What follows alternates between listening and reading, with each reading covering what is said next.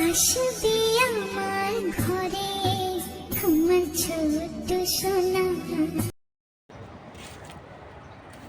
আসসালামু আলাইকুম, কেমন আছেন সবাই? আশা করি সবাই ভালো আছেন। আমিও আপনাদের তো অনেক ভালো আছি। আচ্ছা আপুরা, বলেন তো প্রেগনেন্সির সময় কারো কি চাল খেতে ইচ্ছা হয়? আমি শুনেছি অনেকের চাল, মাটি, এটা সেটা খাইতে ইচ্ছা হয়, কিন্তু আমার 8 মাস এখন কনসিভ, প্রেগনেন্ট 8 মাস রানিং চলতেছে। আমি যে পরিমাণ চাল খাইতে পারি, মাশাল্লাহ মাশাল্লাহ, আমি না মানে আধা ঘন্টা পর পর এক মুঠ চাল খাইতে হয়, মানে একটা ক্রেভি আসে, মানে খুব মানে খাইতেই হবে এমন একটা ভাবসাব, মানে এরকম একটা নেশা আসে।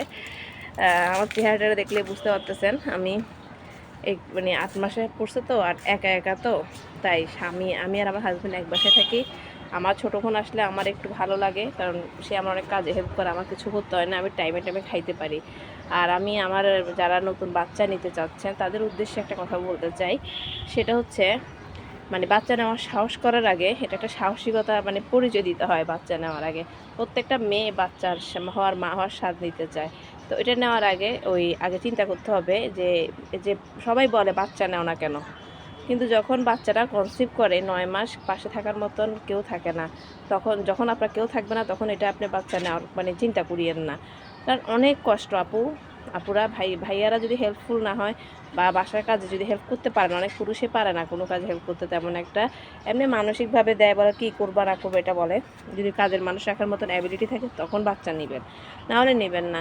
এই যে একা একা রান্না করে যে খাওয়াটা, এটা যে কী কষ্ট, যে কেউ এখন যদি আমাকে হাত মানে মানে আলু ভর্তা করে ডাল দিয়েও দেয় তাও আমার থেকে অমৃত লাগবে, আর নিজে রান্না করে বিরিয়ানি খেতেও মজা লাগবে না। মানে এমন সিচুয়েশন। আর 5 মাস পর্যন্ত আপনি বমি করবেন, অনেকের অনেক সিনড্রোম দেখা দেয়। 5 মাসের পরে জার্নি শুরু হয়, শোয়া থেকে উঠতে ইচ্ছা করবে না, ক্লান্ত লাগে, মানে একটার পর একটা সমস্যা লেগেই থাকবে। হয়তো কখনো কারো বমি, কারো টয়লেটের সমস্যা, কারো গ্যাস্ট্রিকের সমস্যা। এক এক সময় মানে এক একজনের এক এক রকম সিনড্রোম দেখা দেয়। কেউ প্রপার একদম সুস্থভাবে 9 মাস কাটায় নেয় আমার মনে হয় না। আমি মেডিকেল পার্সন, আমি মেডিকেলে জব করেছি, গাইনি ওয়ার্ডে, আমি দেখেছি মেয়েদের হাতে পায়ে পানি আসে, আল্লাহর রহমতে আমার আসেনি এখনও। তারপর আমি দীর্ঘ 1 সপ্তাহ বিছানায় শোয়া ছিলাম। ওই সময় কিন্তু আপনারা মানে শোয়ার সময়, উঠার সময়, বসার সময় কিন্তু অনেক সাবধানতা অবলম্বন করবেন। কারণ ওই সময় কি জানেন, আমাদের মাংসপেশিগুলো না লুজ থাকে, হ্যাঁ, তখন মাংসে আর হাড্ডি থেকে টুইস্ট হয়ে যায়। তখন হাড্ডি আর মাংস টুইস্ট হলে তখন অনেক ব্যথা হয়। তো এটা হাড্ডির জয়েন্ট, আপনার মনে হবে যে হাড্ডির জয়েন্ট মানে খুলে গিয়েছে বা জয়েন্ট ফাঁক হয়ে গিয়েছে বা রক টান খেয়েছে, এই ব্যথাটা পেইনটা এমন হবে, কিন্তু না, ওই মাংসে টুইস্ট হয়ে যায়, ডাক্তার বলেছে। আমি 1 সপ্তাহ বিছানায় মানে টয়লেট করেছি, এই দীর্ঘ মনে হয় 2 সপ্তাহ আগে ঘটনা বলতেছি।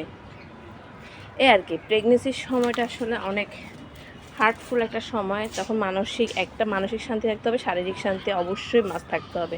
আর আপনার যখন মনে হবে যে না, আমাকে হেল্প করার মতন আমার আশেপাশে বা শ্বশুরবাড়িতে থাকেন, তখন তো আলহামদুলিল্লাহ, যদি বাপের বাড়িতে থাকেন তো আরও বেশি আলহামদুলিল্লাহ। আর যারা একা একা, অনেকে তো ওই হাজব্যান্ডের চাকরির জন্য ঢাকায় থাকতে হচ্ছে, একা একা লাইফ লিড করতে হচ্ছে, কনসিভ করতেছে, তখন তাদেরকে বলবো একটা কাজের মানুষ রেখে দিবেন, বা কাজের মানুষ নিজস্ব কাজ করে যায়। আদারওয়াইজ অনেক কাজ থাকে একজন কনসিভ মহিলার, হাত পায়ে একটু তেল মালিশ করে দেওয়া, একটু মাথা ম্যাসেজ করে দেওয়া, এটা কত আরাম, কত ভালো লাগে। যাদের এই ধরনের মানুষ পাশে থাকবে তারা বাচ্চা নেওয়ার সাহসিকতা দিবেন, না হলে জীবন আপনার একটাই জীবন, এই জীবনটা চলে গেলে আর ফিরে আসবে না। আর আমি জানি আল্লাহ, মানে এই জিনিসটা হচ্ছে আল্লাহর দান, আল্লাহ মানে উদ্ধার করে বিপদ থেকে। কিন্তু এই সময়টা কী যে মানে এক একটা দিন এক একটা বছরের মতো যাচ্ছে এমন লাগে। আর আমার এমন একটা ফিটনেস যে আমি 8 মাস, আমি এখন রাস্তায় গেলে অনেকে বলে কিরে বিয়ে হয়েছে 2 বছর এখনও বাচ্চা টাচ্চা নেস না কেন, তাহলে বুঝেন। আর 1 মাস পরে বেবি কোলে নিয়ে হাঁটবো, তখন বলবো যে বেবিটা আমি কোত্থেকে আনছি।